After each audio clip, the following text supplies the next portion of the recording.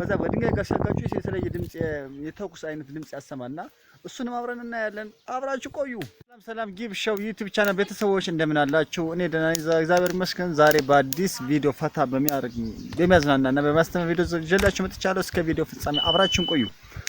ገበሬዎች የሚጠቀሙበት የበቆሎ ማብሰያ ሜትድ ወይም ደግሞ በቆሎ መጥበሻ ሜትድ ይሄንን ይመስላል። ቢያንስ ወደ 50 በቆሎች እንደዚህ ማብሰል ይችላል። ምንድነው ይሄኛው የምንጠቀምበት በቆሎውን እንዴት ታበስ ነው አዚያችሁ ሜትዱን ሲጋገር ደግሞ ያለንበት ጫካ ቦታ ስለሆነ የእንጨት ምናምን ችግር የለበትም። ስለዚህ የሆነ ማገናኛ ወይም ደግሞ ግብስባሽና እንጨት ብቻ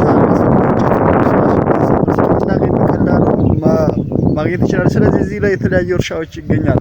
ከነዚህ ውስጥ እዛ ከላይ በርበሬ አለ፣ ከታች ሽንኩርት አለ፣ ከታች ደግሞ ሽምብራ፣ ከዛ ታችኛው ደግሞ ጤፍ አለ። ስለዚህ እነዚህኞችን ፕሮቴክት የምናደርጋቸው ፍሮም ድሮስ ዲስትሮይንግ አኒማልስ ላይክ ሞንክስ ምናምን ከእንስሳቶች ላይክ እንደ ጦጣ ዝንጀሮ ያሉ እንስሳዎችን ይሄን በቆሎ ወይም ይሄን ሰብሎች እንዳያጠቁ እንጠብቃለን። ስንጠብቅ ደግሞ እዚህ ጋር ፈታ የሚያደርገን ነገሮች ውስጥ ምንድነው በቆሎ ተብሳለ ማለት ነው። በቆሎ ምሳቃችን ዘጋል ይገራ ዳታ ኦኬ you can I think you see that ኦኬ። እዚህ ጋር ደግሞ ያው ትንሽ ጭነት የምንጠቀማት በቆሎ አህያ እዚህ ጋር ደግሞ ለእርሻ የምንጠቀማቸው ከብቶች አሉ። እዚህ ጋር ወደሱ አንዱ ጻ ተደብቋል እና እንደዚህ እያደረግን ፈታ ብለን እንውላለን። there is no internet connection, there is no thing here brother because there is a forest like this. It is very attractive. I think you see that.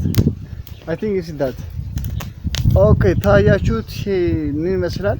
ነገር ግን ስለ በቆሎ አበሳስሮ ምናምን ትንሽ ላሽፋችሁ። ዝም ብለን አይደለም እንጠቀማት። ቆይ ኒውትሪየንቱ እስከሚጠፋ ሳይሆን የምናበስለው ትንሽ ኒውትሪየንቷ እዚህ ጋር ትንሽ በቆሎ አብሳው ጀለስ በቆሎ ታበስላለች። ያው ሆነ የሚጫው ድምጹ ያያችሁ ነው። see this mood. Yeah, really this is very fantastic, very attractive, very important thing like that. This is the maize is cooked by fires.